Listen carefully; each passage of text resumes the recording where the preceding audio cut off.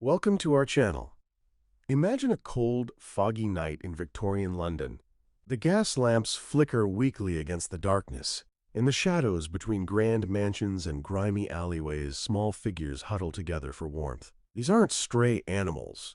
They're children, orphaned, abandoned, left to fend for themselves in one of history's most unforgiving cities. Tonight, we're diving deep into the haunting world of where orphans went in Victorian London and how they survived, and we'll uncover the strange, elaborate culture of mourning that defined an entire era. This is a story of resilience, desperation, and the dark underbelly of progress. If you're intrigued by hidden histories and untold stories, please hit that subscribe button and give this video a like. It really helps us bring you more fascinating content like this, and we'd love to know, from which location are you watching this video? Comment below and let us know where you're joining us from tonight. The Victorian era, spanning from 1837 to 1901 under Queen Victoria's reign, was a time of tremendous contradiction. Britain was experiencing the Industrial Revolution, becoming the world's most powerful empire, yet beneath the veneer of prosperity and progress lurked unimaginable poverty and suffering. Nowhere was this contrast more visible than in London, a sprawling metropolis where wealth and destitution existed side by side, often separated by just a single street. For thousands of children, Victorian London was not a place of wonder but of survival. Orphans were everywhere. Disease, industrial accidents, childbirth complications, and poverty claimed parents at alarming rates. Cholera epidemics swept through overcrowded slums. Fathers died in factory accidents. Mothers perished during childbirth or succumbed to tuberculosis. When parents died, children were often left with nothing. No family, no home, no means of support. The numbers were staggering. By some estimates, there were over 30,000 homeless children living on the streets of London in the mid-1800s. These weren't just teenagers who could work. Many were as young as 5 or 6 years old. Without a social safety net as we know it today, these children had to develop their own strategies for survival, and those strategies often meant doing whatever it took to see another sunrise. So where did these orphans go? The answer is complex and often heartbreaking. Some ended up in workhouses, grim institutions, established under the Poor Law Amendment Act of 1834. Workhouses were supposed to provide relief for the destitute, but they were deliberately designed to be unpleasant, to discourage people from seeking help. The philosophy was that poverty was a moral failing, and those who couldn't support themselves needed to be taught discipline and the value of hard work. For orphan children, workhouses were a special kind of hell. Families were separated immediately upon entry. Boys and girls were housed in different sections. The days were long and brutal, filled with tedious labor, like picking oakum, which meant unraveling old rope until your fingers bled, crushing bones for fertilizer, or breaking rocks. The food was deliberately kept minimal, usually watery gruel, stale bread, and occasionally a small portion of meat. Children were given uniforms that marked them as paupers. Punishment for any infraction was swift and harsh, ranging from reduced rations to solitary confinement or physical beatings. Charles Dickens famously drew attention to the horrors of workhouses in his novel Oliver Twist. The scene where young Oliver dares to ask for more food, "Please, sir, I want some more," captured the desperation and dehumanization these children faced. Though fictional, Oliver's story reflected the very real experiences of countless orphans who passed through workhouse doors. But not all orphans ended up in workhouses. Many actively avoided them, knowing their reputation for cruelty and degradation. These children took to the streets instead, forming their own communities in the shadows of the city. They found shelter wherever they could, under bridges, in abandoned buildings, in markets, after vendors had gone home, even in sewers and drainage tunnels. Some burrowed into haystacks or squeezed into empty barrels. Others paid a penny for a night in a doss house, a flop house where dozens of people crammed into filthy rooms, sleeping on floors or sharing bug-infested beds. To survive, these street children became remarkably resourceful. Many turned to crime, not out of inherent wickedness, but out of desperate necessity. Pickpocketing was one of the most common activities. Children had small, nimble fingers, perfect for slipping into pockets unnoticed. They worked in gangs, sometimes run by adult criminals who taught them the trade in exchange for a cut of the profits. These criminal networks were sophisticated, with lookouts, distractions, and quick escape routes all carefully planned. Mudlarking was another survival strategy. At low tide, children would wade into the filthy Thames River, searching through the mud for anything of value: coins, rope, nails, pieces of coal, bones, even bits of metal. It was dangerous work. The river was polluted with sewage and industrial waste. Children could get stuck in the mud and drown when the tide came in. Sharp objects hidden beneath the surface caused infections. But for a child with no other options, the potential reward outweighed the risk. Some orphans found work, though child labor laws were virtually non-existent for much of the Victorian period. Children as young as 5 worked in factories, mines, and mills for 12 to 16 hours a day. They climbed inside dangerous machinery to clean it while it was still running. They crawled through narrow mine shafts. They swept chimneys, a particularly deadly occupation where small boys were forced up dark, hot flues, often getting stuck or suffocating. Others became street vendors, selling matches, flowers, or newspapers. They became crossing sweepers, clearing horse manure from streets so wealthy pedestrians could pass without soiling their shoes. A lucky few might become apprentices to tradesmen, though apprenticeships often meant unpaid labor and harsh treatment. Then there were the charitable organizations, which represented a glimmer of hope in this dark landscape. Dr. Thomas Barnardo opened his first home for destitute boys in 1870, eventually creating a network of homes that would help thousands of children. The Foundling Hospital, established much earlier in 1741, took in abandoned infants. Various religious organizations ran orphanages and ragged schools which provided basic education to poor children. The charitable institutions that emerged during the Victorian era represented both hope and complexity in the lives of orphan children. While organizations like Dr. Barnardo's homes offered refuge, they also reflected the moral attitudes of the time, attitudes that often viewed poverty as a character flaw, requiring correction rather than a social problem requiring compassion. These institutions walked a fine line between genuine charity and social control, between saving children and reshaping them according to middle-class Victorian values. Dr. Thomas John Barnardo himself had a fascinating story. Born in Dublin in 1845, he came to London as a young man intending to train as a medical missionary to China. However, his plans changed dramatically when he encountered the desperate plight of homeless children in the East End of London. The story goes that one night, while teaching at a ragged school, Barnardo discovered a boy named Jim Jarvis sleeping outside. Jim took Barnardo on a tour of the streets, showing him dozens of other children sleeping rough in the cold. This experience transformed Barnardo's life purpose entirely. In 1870, Barnardo opened his first home for boys in Stepney Causeway. His philosophy was radical for the time. No destitute child would ever be turned away. The sign outside his home read, "No destitute child ever refused admission," a promise that would define his life's work. Unlike workhouses, Barnardo's homes attempted to create a more nurturing environment. Children received education, vocational training, and were taught trades that might help them build better futures. Boys learned carpentry, shoemaking, or printing. Girls were trained in domestic service, needlework, and housekeeping skills that would prepare them for positions in respectable households. However, even these well-intentioned institutions had their dark sides. Barnardo believed in emigration as a solution to child poverty. Between 1869 and the early 20th century, his organization sent over 30,000 children to Canada, Australia, and other British colonies. These children, some as young as 5, were shipped overseas with promises of better lives, fresh starts in new lands where opportunities abounded. The reality was often quite different. Many ended up as indentured laborers on farms, working in conditions that differed little from slavery. They were separated from siblings, stripped of their identities, and cut off from any chance of reuniting with surviving family members who might have been searching for them. The children selected for emigration were often told they were orphans, even when they weren't. Some had parents who were temporarily unable to care for them, or had placed them in institutional care during hard times.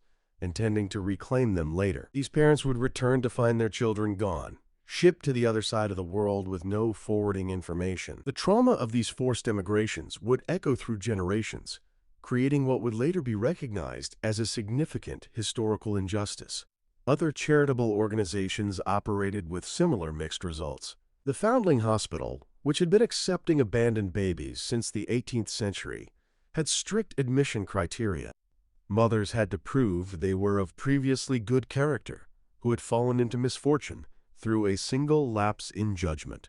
Essentially, they had to demonstrate they were worthy poor, deserving of help. This moral categorization of poverty, dividing the poor into deserving and undeserving, was a hallmark of Victorian social thinking. When a child was admitted to the Foundling Hospital, the mother was required to leave a token, some small object that could later be used to identify the child if she ever returned to claim them. These tokens were heartbreaking in their variety and the stories they suggested.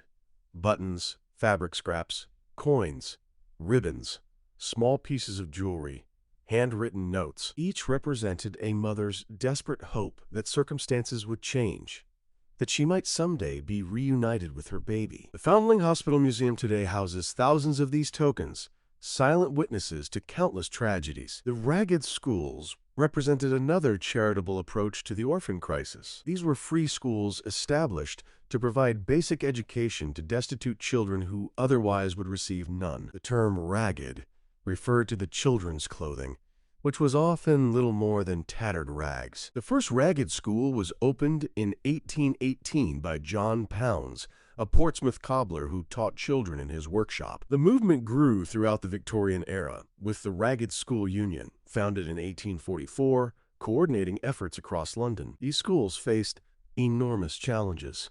Many children attended irregularly because they needed to work to survive. Teachers, often volunteers, struggled with students who were hungry, exhausted, sometimes violent, and completely unused to classroom discipline. Yet the Ragged Schools persisted, driven by a combination of religious conviction, social reform impulses, and genuine compassion. They taught reading, writing, basic arithmetic, and Bible studies. They provided at least one meal, often the only food a child might receive all day. Some offered clothing and shoes. For many street children, Ragged Schools were their only connection to stability and structure. But we must remember that vast numbers of orphans never encountered any of these institutions. They remained on the streets, creating their own communities and survival networks. These street children developed a distinct subculture with its own hierarchies, territories, and codes of conduct. Older children often looked after younger ones, creating makeshift families bound not by blood, but by shared desperation. They taught each other survival skills, where to find food, which policemen to avoid, which adults might be approachable for help, how to spot potential dangers. The street markets of Victorian London were particularly important to orphaned children. Covent Garden, Billingsgate Fish Market, and Smithfield Meat Market became second homes to dozens of young scavengers. When vendors packed up for the day, children would sweep through, collecting discarded vegetables, fish heads, scraps of meat, anything remotely edible. Market workers sometimes showed kindness,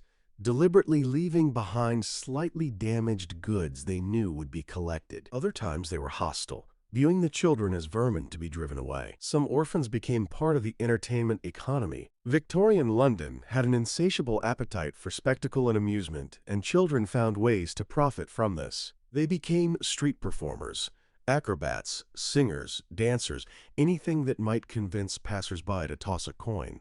Some were recruited, or more accurately enslaved, by adult showmen who ran traveling acts. These children performed dangerous stunts, contortionist acts, or worked as assistants in magic shows. The line between employment and exploitation was essentially non-existent. The crossing sweepers deserve special attention because they represented a particularly visible category of child labor. Victorian streets were filthy, covered in horse manure, mud, and refuse. Crossing sweepers, often boys ranging from 6 to 14 years old, would claim a particular street corner and sweep a clear path across the road whenever a well-dressed pedestrian approached.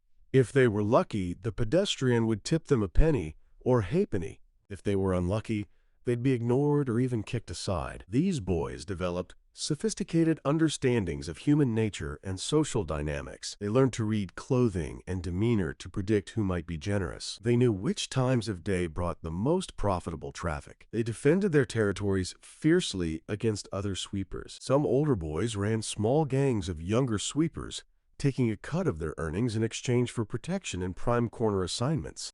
It was capitalism in its rawest form, played out by children who should have been in school. The role of crime in orphan survival cannot be understated, and Victorian London's criminal underworld had a complex relationship with its youngest members. The Fagin archetype from Oliver Twist was based on real figures who ran schools for thieves, training children in pickpocketing, burglary, and other crimes. These criminal masters provided what the children desperately needed: shelter, food, a sense of belonging, and the skills to survive. In exchange, the children provided income and took the risks, since punishments for juvenile offenders, while harsh, were generally less severe than those for adults.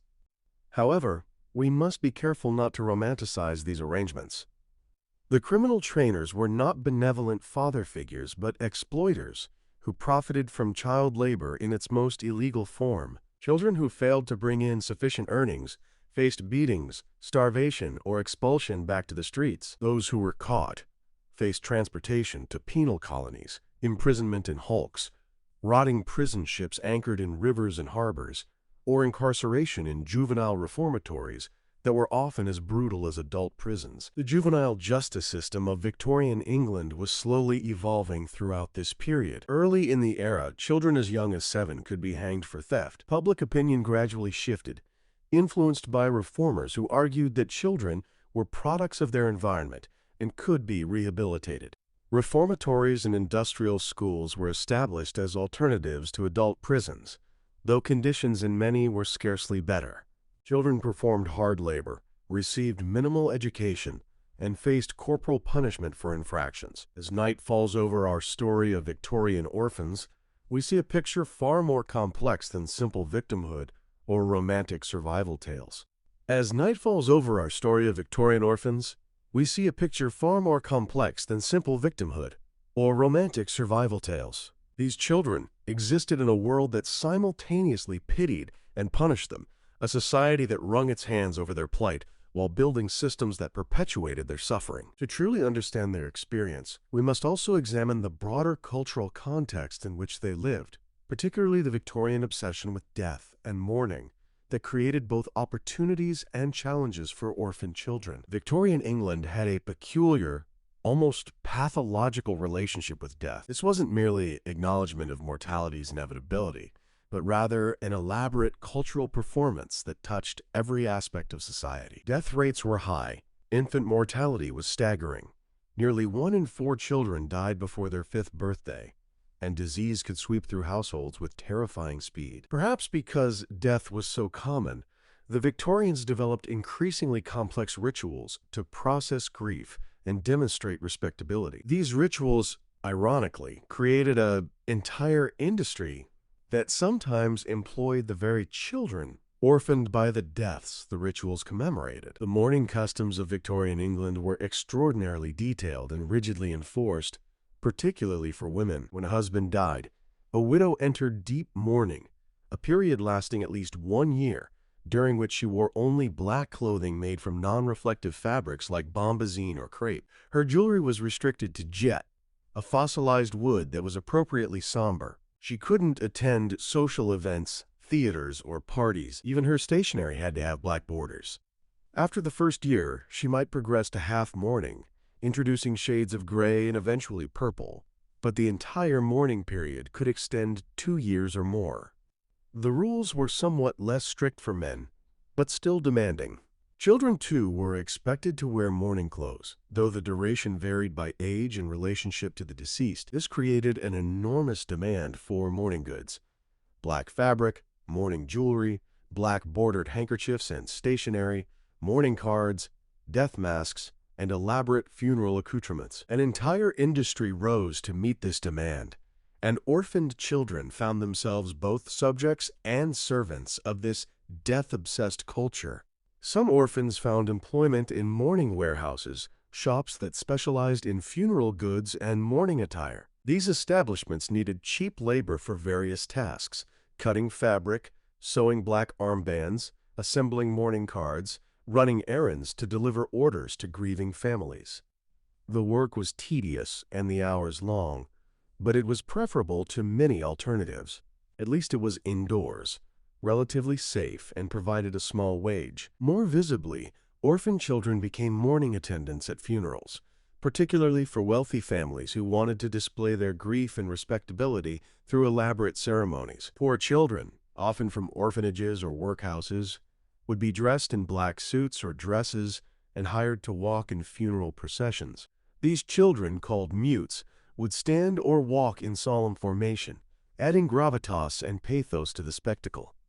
The sight of sad-faced children at a funeral heightened the emotional impact and demonstrated the deceased's importance. If so many were moved to mourn, including innocent children, surely this was a significant loss. The irony was bitter and inescapable. Children who had lost their own parents with no ceremony, no elaborate mourning, no public acknowledgement, were employed to perform grief for strangers. They acted out the very rituals they'd been denied, standing in for the mourners that wealthier families could afford while their own dead parents had been buried in paupers' graves, sometimes in mass burials with other indigents, marked by nothing more than a number in a registry. Queen Victoria herself set the tone for mourning culture. When her beloved husband, Prince Albert, died of typhoid fever in December 1861, Victoria plunged into a grief so profound it shaped the rest of her reign.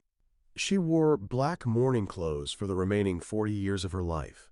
She kept Albert's rooms exactly as they were at his death, with fresh clothes laid out daily and hot water brought for shaving that would never occur. The entire nation followed her lead, and mourning became even more elaborate, more performative, more all-consuming. This royal mourning influenced fashion, commerce, and social customs throughout society.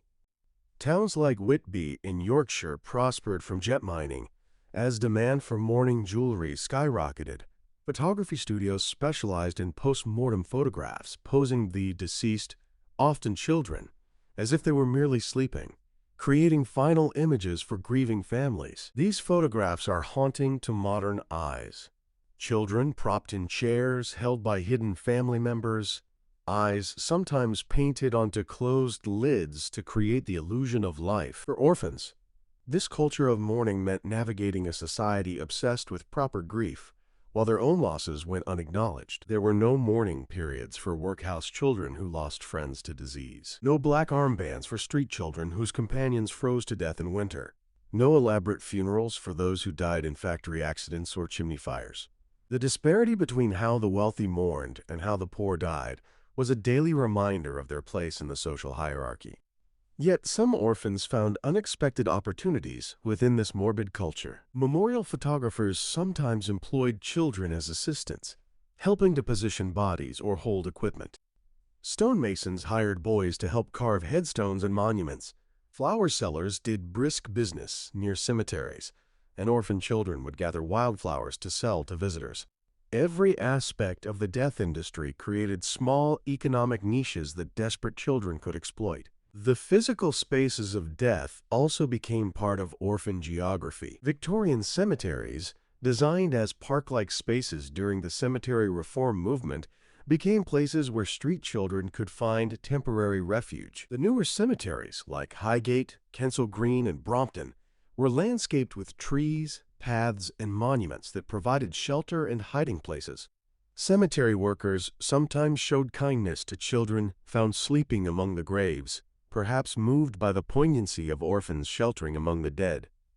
Churches and chapels also played complicated roles in orphan lives. Religious institutions were often at the forefront of charitable work, but they also enforced moral strictures that could be punishing. Orphans who attended church-run schools or lived in religious orphanages faced constant moral instruction, emphasizing their fallen state and need for redemption. They were taught that poverty reflected spiritual failing, that suffering built character, that their lot in life was divinely ordained and should be accepted with humility. The Sunday school movement, which grew tremendously during the Victorian era, reached many orphaned children. These schools provided religious education on Sundays, the one day most child laborers didn't work. For some orphans, Sunday school was their only formal education, their only experience of being treated with gentleness, their only regular meal. The religious content was heavy-handed by modern standards, emphasizing sin, judgment, and the need for salvation.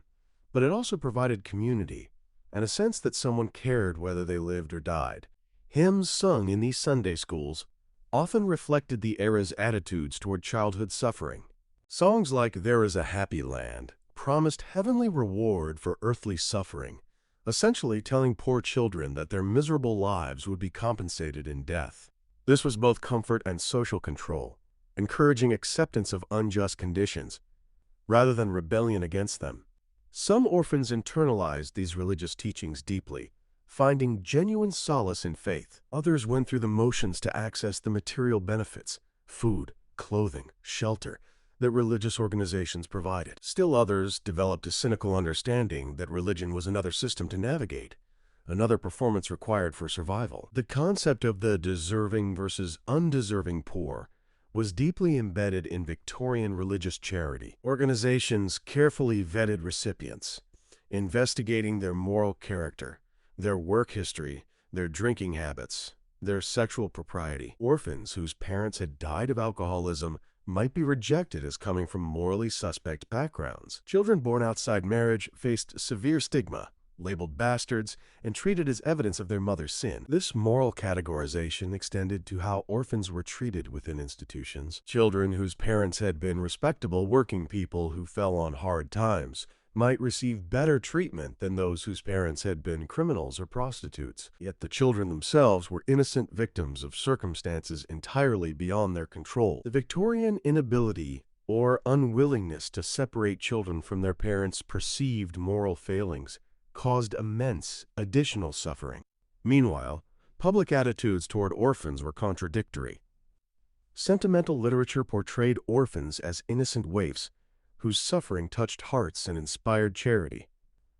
Oliver Twist, Jane Eyre, and countless other novels featured orphan protagonists who, despite terrible hardships, maintained their essential goodness and ultimately triumphed. These stories sold thousands of copies to middle and upper-class readers who wept over fictional orphans while stepping over real ones in the street. This sentimentalization of orphanhood created what we might call the good orphan narrative. The good orphan was grateful, hardworking, morally pure despite corrupting influences, and ultimately deserving of rescue. Real orphans, who were angry, who stole, who didn't display appropriate deference, who failed to perform gratitude, these children fell outside the redemption narrative. They became the dangerous classes, juvenile delinquents, future criminals who needed control rather than compassion.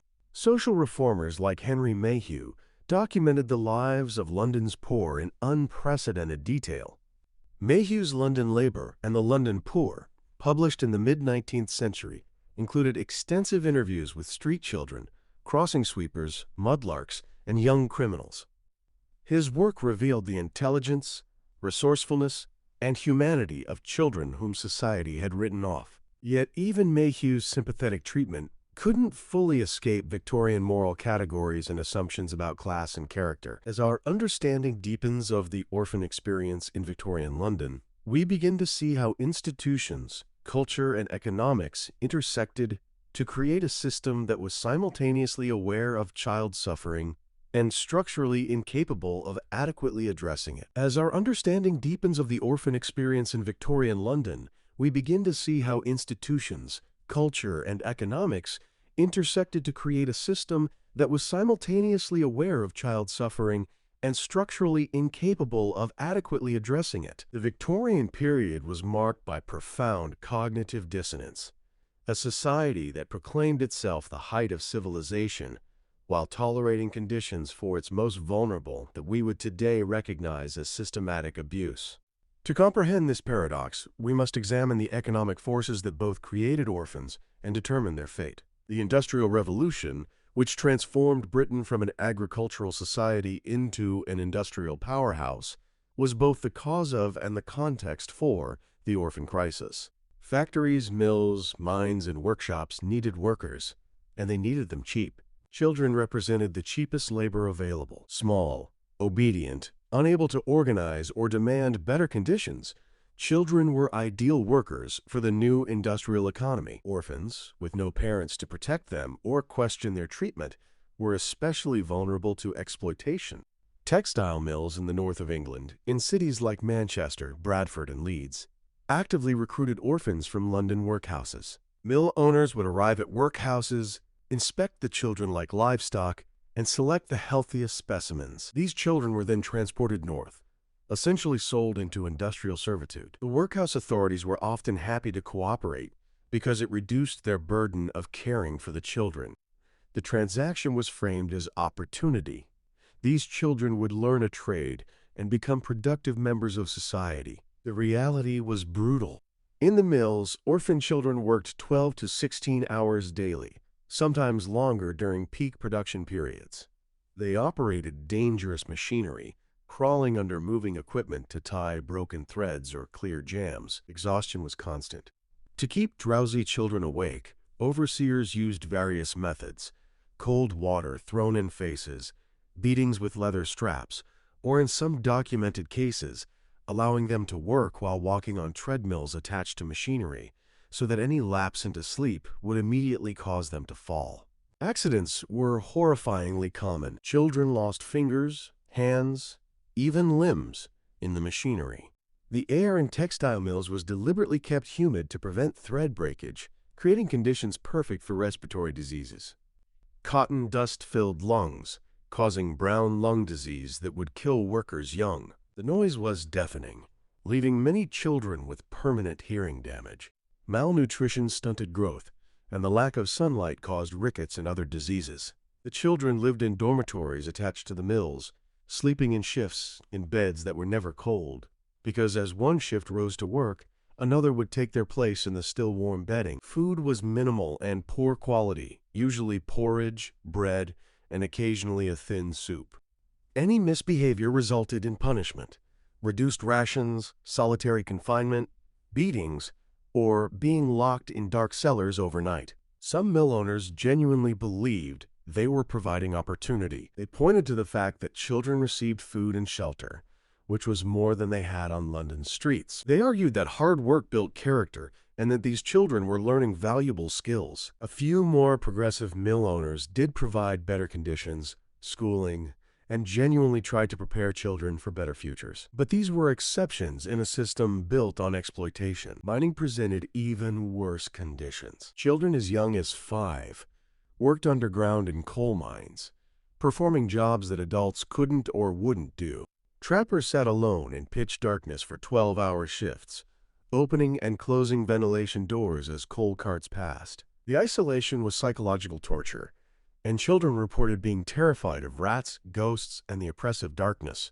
Hurriers, slightly older children, pulled or pushed heavy coal carts through low tunnels, often on their hands and knees, their backs bent under leather straps. The work deformed their developing bodies permanently. Mine accidents killed hundreds of children annually. Cave-ins, gas explosions, flooding, falls down shafts, all were constant dangers.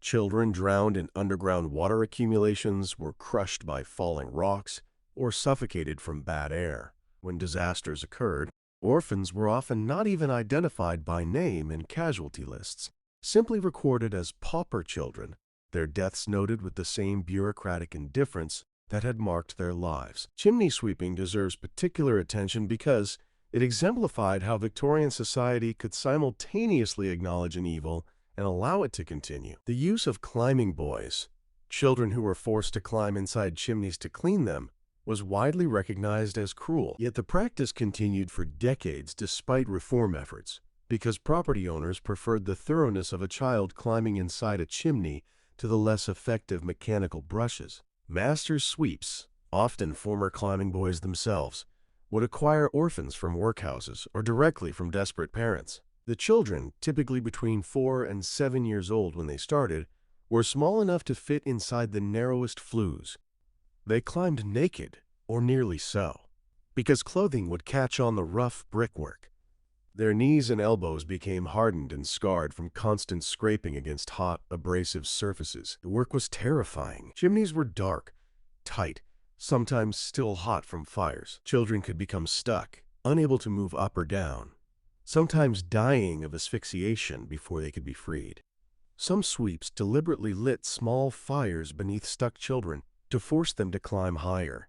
Others used pins stuck in the feet of reluctant climbers. The soot caused respiratory diseases and a specific form of cancer, scrotal cancer, caused by constant exposure to carcinogenic soot that became known as sweeps cancer. Reform came slowly. The Chimney Sweepers Act of 1840 attempted to prohibit the use of children under 16, but it was poorly enforced. Not until 1875 was the practice effectively ended, and even then, only because mechanical alternatives had finally become efficient enough and affordable enough to replace child labor. The market, not morality, ultimately saved the climbing boys. Yet we must recognize that not all orphan employment was so horrifically exploitative. Some children did find legitimate apprenticeships that offered genuine training and pathways to respectable trades. A boy apprenticed to a carpenter, printer, or blacksmith might endure harsh treatment and long hours, but he was also learning marketable skills. Completion of an apprenticeship could mean guild membership, the right to practice a trade independently, and a chance at a stable life. Girls faced different employment realities, shaped by Victorian gender expectations. Domestic service was considered the appropriate occupation for poor girls, and thousands of orphan girls entered service in middle and upper-class households. The work was hard. The hours were long, typically from 5 in the morning until late evening, and wages were low, but it provided food, shelter, and a certain respectability. A girl who succeeded in service, who learned the elaborate protocols of a well-run Victorian household, could advance from scullery maid to kitchen maid to parlor maid, increasing her wages and status. However, domestic service also left girls vulnerable to exploitation of another kind. Isolated in employers' homes, subject to the absolute authority of the family and senior servants, young maids had little protection from sexual predation. Male employers, their sons, or male visitors might view servants as available for their pleasure. Girls who became pregnant faced immediate dismissal without references, making future employment nearly impossible. Many ended up on the streets, turning to prostitution to survive, their children destined to repeat the cycle of orphanhood and poverty. The scale of child prostitution in Victorian London is difficult to determine precisely, but contemporary estimates suggested thousands of girls, some as young as 12 or 13, worked as prostitutes. The age of consent for much of the Victorian period was just 12 years old, raised to 13 in 1875, and finally to 16 in 1885.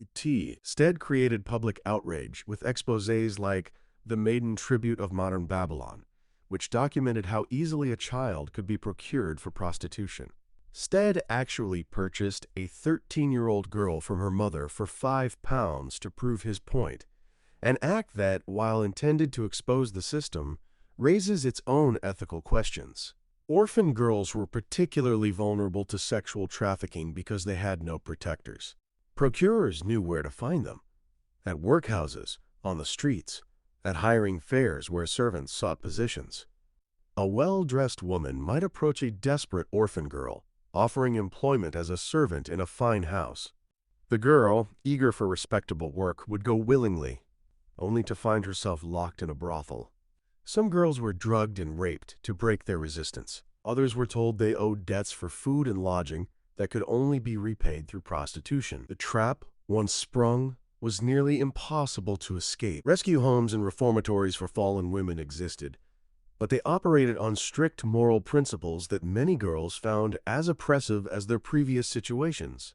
These institutions required absolute penitence, religious conversion, and harsh labor, usually laundry work, for months or years. Girls had to prove their reformation before being released, and even then they carried the stigma of their past. Many returned to prostitution simply because no other options existed. The Contagious Diseases Acts, passed in the 1860s, were ostensibly designed to control venereal disease by requiring prostitutes in certain towns to undergo regular medical examinations. Women suspected of prostitution could be forcibly examined in procedures that were invasive, humiliating, and traumatic. The acts reflected Victorian double standards. They attempted to regulate the women who sold sex, while ignoring the men who purchased it. They also meant that orphan girls working as prostitutes faced not only the dangers of the trade, but also state-sanctioned violation. As we trace these economic threads, we see how Victorian capitalism created a demand for child labor that the orphan population conveniently filled. Children were not employed despite their vulnerability, but because of it. Their powerlessness made them ideal workers in an economy that prioritized profit over human welfare. The same society that developed elaborate mourning rituals and proclaimed Christian values allowed its orphaned children to be worked to death in mines, mills, and chimneys. As we trace these economic threads, we see how Victorian capitalism created a demand for child labor that the orphan population conveniently filled. Children were not employed despite their vulnerability, but because of it. Their powerlessness made them ideal workers in an economy that prioritized profit over human welfare. The same society that developed elaborate mourning rituals and proclaimed Christian values allowed its orphaned children to be worked to death in mines, mills, and chimneys. This contradiction reveals something fundamental about the Victorian worldview, a belief system that could reconcile extreme inequality with notions of progress and civilization. The Victorian middle and upper classes developed elaborate justifications for this system. Social Darwinism, the misapplication of evolutionary theory to human society, suggested that poverty reflected natural selection at work. The poor were poor because they were less fit, less intelligent, less moral. Helping them too much would interfere with natural processes that strengthen society by allowing the strongest to survive. This pseudoscientific racism extended to class distinctions, with some theorists arguing that the poor were essentially a different race, biologically distinct from their betters. These ideas had real consequences for orphan children. If poverty was hereditary and moral character was innate, then orphans from poor families were viewed as carrying inherent defects. Charitable efforts focused not on changing social conditions, but on reforming individual character. Orphanages and reformatories emphasized religious instruction, moral discipline, and habit formation, attempting to overcome what was perceived as bad breeding. The assumption was that these children needed to be civilized, saved from their own natures. Yet even as these harsh ideologies dominated, countercurrents of reform were building. The Victorian era was also a time of unprecedented social investigation and advocacy. Journalists, physicians, social workers, and reformers documented conditions, published reports, gave speeches, and gradually shifted public opinion. Charles Dickens, though primarily a novelist, was also a journalist and social critic whose work brought orphan suffering into middle-class drawing rooms. His vivid descriptions of workhouses, criminal schools, and child poverty made abstract social problems personal and urgent. Henry Mayhew's exhaustive documentation of London's poor provided empirical evidence of the conditions we've been discussing. He interviewed hundreds of street children, recording their words, their stories, their strategies for survival. Reading these interviews today is both illuminating and heartbreaking. The children speak with a matter-of-fact acceptance of hardship that reveals how normalized their suffering had become. A 10-year-old crossing sweeper describes watching a friend freeze to death with the same tone someone might use to discuss the weather. Dr. Thomas Barnardo, whom we've mentioned before, was also a tireless advocate. He used photography innovatively, creating before and after images of children rescued from the streets. These photographs, though sometimes staged for maximum emotional impact, brought the orphan crisis to life for donors. A photograph of a ragged, filthy street child next to an image of the same child cleaned, clothed, and healthy provided visual proof that intervention worked, that these children could be saved. The emerging field of social statistics also contributed to reform. Investigators began counting, measuring, documenting conditions with numerical precision. Reports on infant mortality rates, childhood disease prevalence, industrial accident statistics, and education levels created an evidence base that was harder to dismiss than anecdotal accounts. When reformers could demonstrate that 40% of children in certain districts died before age 5, or that the average lifespan in poor neighborhoods was half that of wealthy areas, it became harder to maintain that the system was functioning adequately. Gradually, legislation began to change, though progress was frustratingly slow. The Factory Acts, beginning in 1833 and continuing throughout the century, placed increasing restrictions on child labor. The 1833 Act prohibited employment of children under 9 in textile factories and limited working hours for older children. Subsequent acts extended protections to other industries, raised age limits, and mandated some education. The Mines Act of 1842 prohibited employment of women and boys under 10 underground. The Chimney Sweeps Act eventually ended the use of climbing boys. However, enforcement was another matter entirely. Factory inspectors were few, and their powers were limited. Employers falsified ages, kept children hidden during inspections, or simply ignored the law and paid modest fines when caught.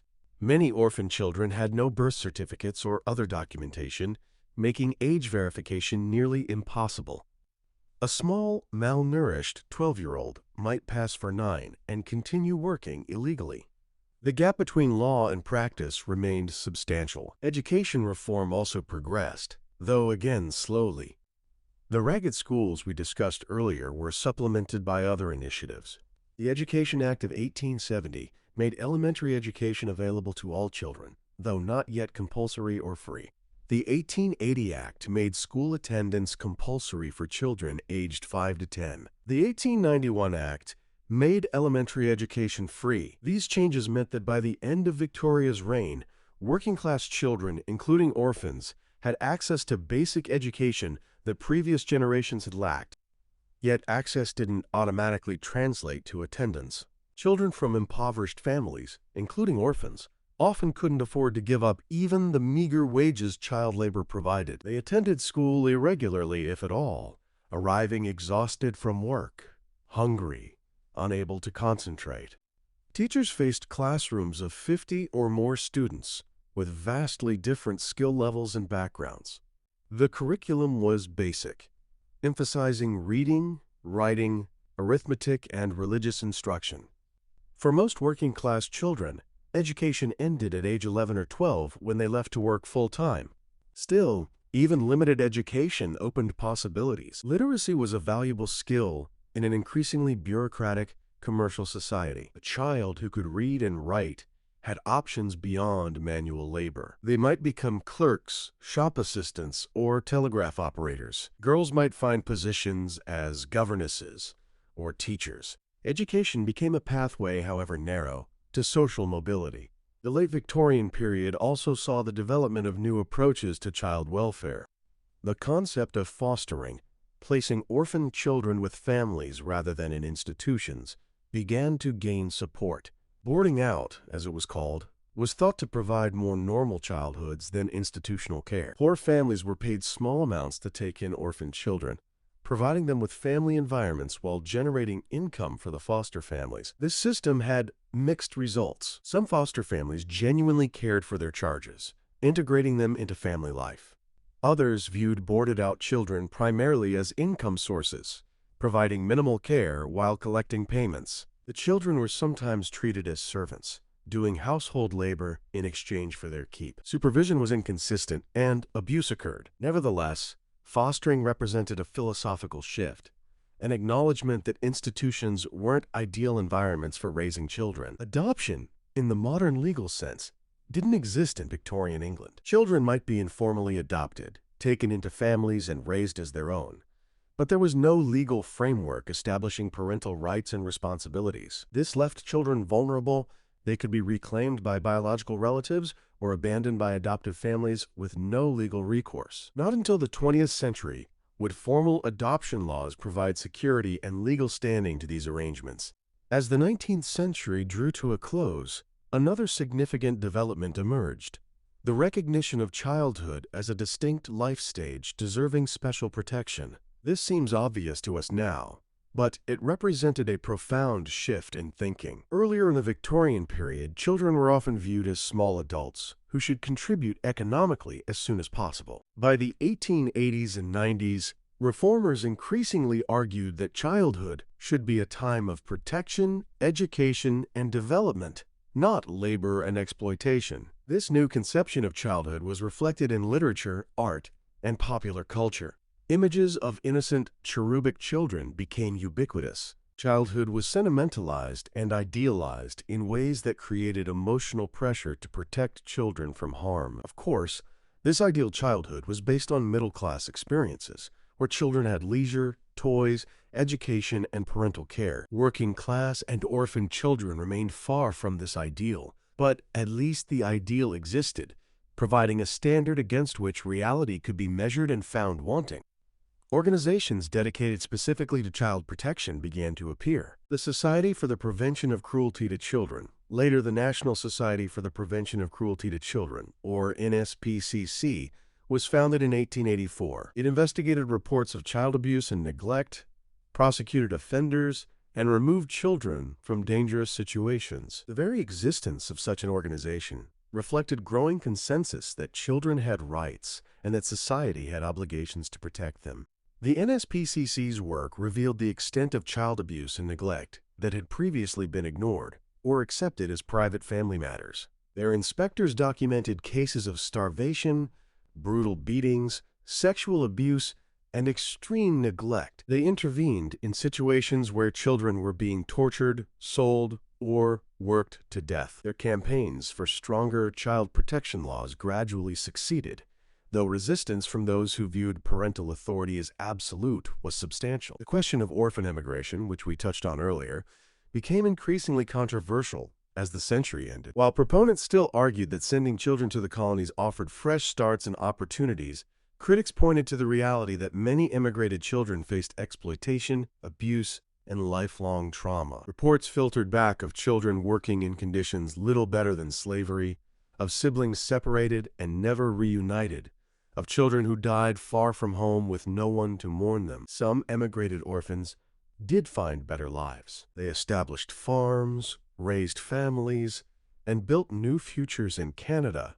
Australia, or New Zealand. But the cost, separation from homeland, culture, any remaining family, loss of identity, was enormous. And the lack of choice, these were children who had no say in being shipped to the other side of the world, raised fundamental questions about rights and agency that Victorian society struggled to answer.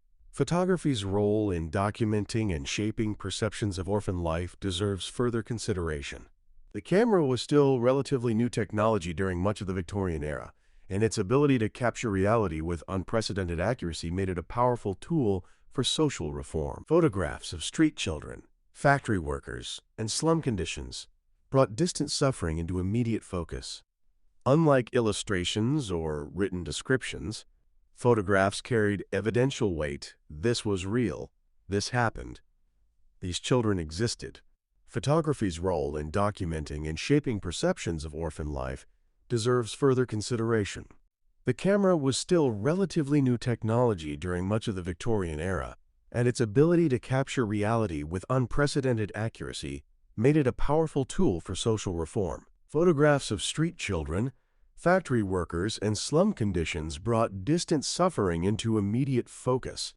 Unlike illustrations or written descriptions, photographs carried evidential weight. This was real. This happened. These children existed. Reformers understood this power and used it strategically.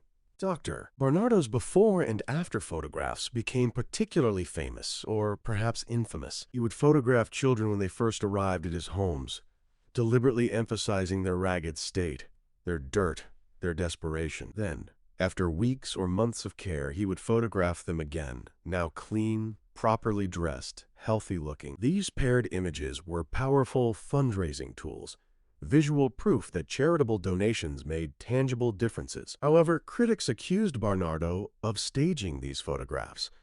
of making children look worse than they actually were in the before images to maximize the contrast. Some allegations suggested he deliberately dirtied children's faces or tore their clothing for photographic effect. Whether or not these specific accusations were true, they raised important questions about representation and exploitation. Were these photographs documenting reality or creating a performance of poverty? Did the children have any say in how they were portrayed? The images that moved wealthy donors to contribute were the same images that stripped orphan children of dignity, freezing them forever in moments of degradation. Even rescue narratives, however well-intentioned, relied on first establishing the child as abject, pitiable, other. Street photography of the late Victorian period captured orphan life in ways that formal portraits could not. Photographers like John Thompson, who collaborated with journalist Adolph Smith on the book Street Life in London, captured candid images of working children, flower sellers,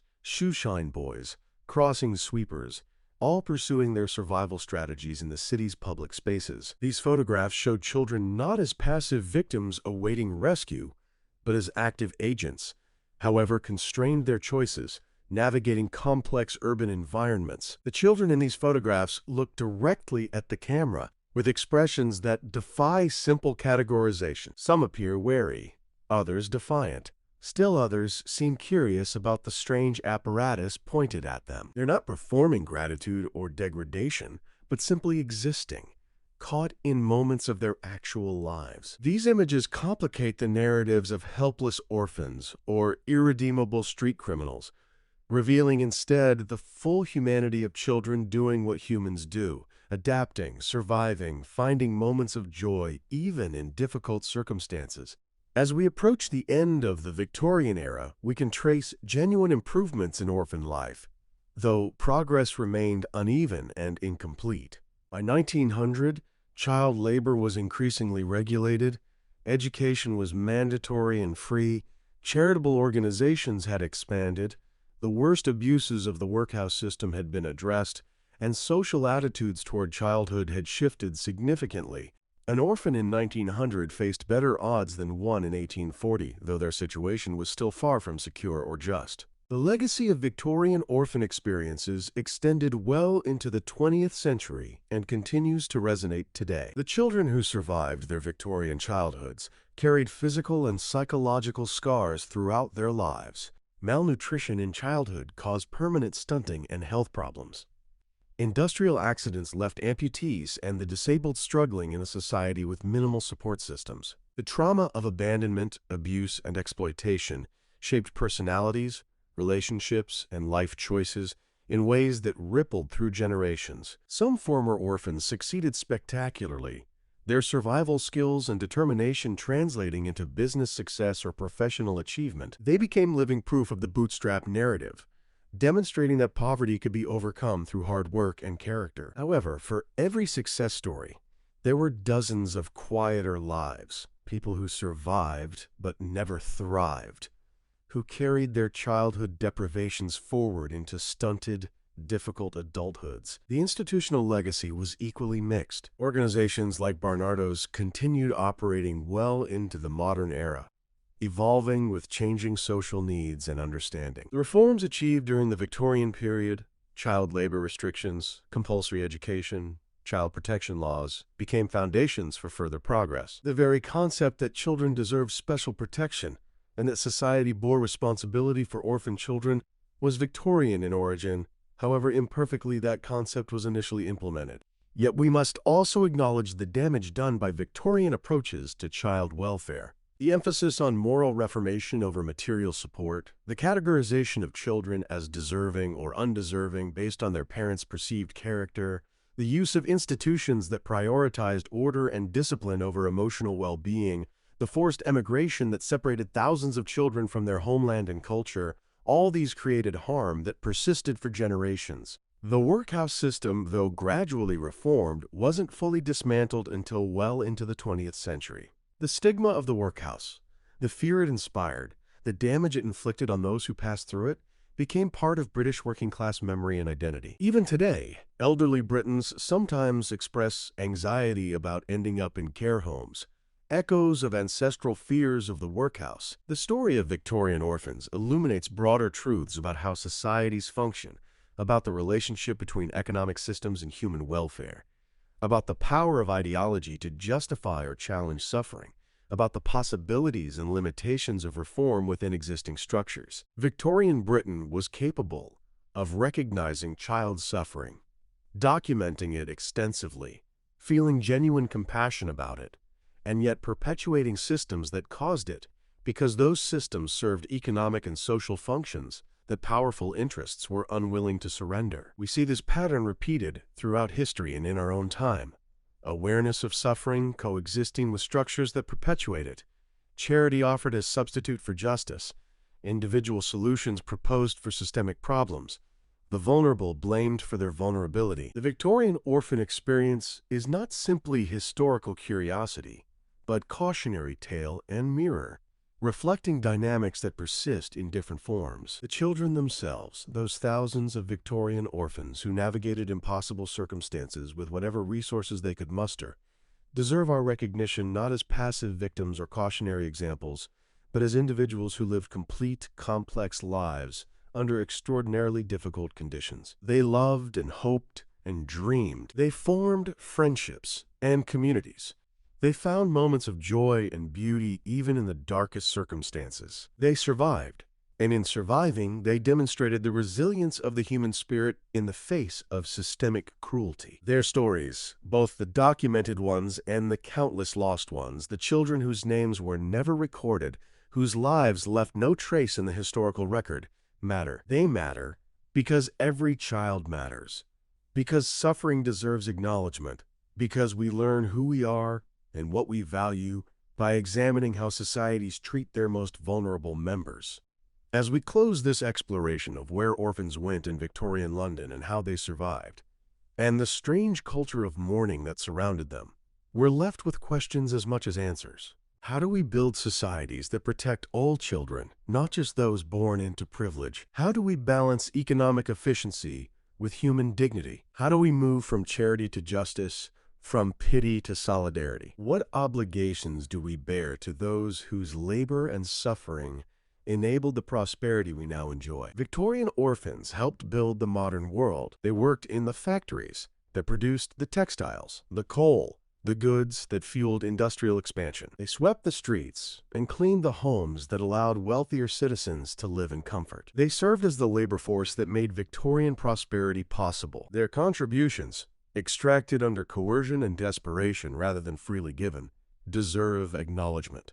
Today, as we face our own social challenges, as we debate how to care for vulnerable children, how to structure economic systems, how to balance individual freedom with collective responsibility, the Victorian orphan experience offers both warning and inspiration. It warns us how easily societies can normalize suffering, how readily exploitation can be justified, how persistent inequality proves even in the face of material abundance. But it also inspires, showing us that reform is possible, that awareness can lead to change, that human compassion can overcome ideological blindness, even if slowly and incompletely. The gas lamps of Victorian London have long since been replaced by electric lights. The workhouses have been demolished or converted to other uses. The factories that employed climbing boys and mill children have closed or modernized. The formal mourning customs have softened into simpler expressions of grief. But the fundamental questions raised by the Victorian orphan experience remain urgent and unresolved. Every society creates orphans through death, through poverty, through violence, through family breakdown, through migration and displacement. How we respond to orphan children, whether we view them as burdens or responsibilities, whether we offer them genuine support or mere survival, whether we address the conditions that create orphans or simply manage their consequences, these choices reveal our deepest values and shape our collective future. The Victorian orphans, those who survived and those who didn't, those whose stories we know and those lost to history, speak to us across the years. They remind us that behind every statistic is a child, that suffering has causes that can be addressed, that change is possible but requires more than good intentions, that we are all connected across time and circumstance by our shared humanity. As we remember them, as we honor their struggles and their survival, we also commit ourselves to doing better, to building societies where no child must navigate the kind of desperate circumstances Victorian orphans faced, where every child has the opportunity not just to survive but to flourish, where we measure progress not by the wealth of the privileged but by the security and dignity of the most vulnerable. Thank you for joining us on this journey through Victorian London's shadows and sorrows, through the lives of children who endured so much and whose experiences continue to teach us if we're willing to listen. Their story is part of our story. Their struggles inform our present, and their memory challenges us to create a future worthy of their sacrifice. Good night, and may we carry forward the lessons of history into a more just and compassionate tomorrow.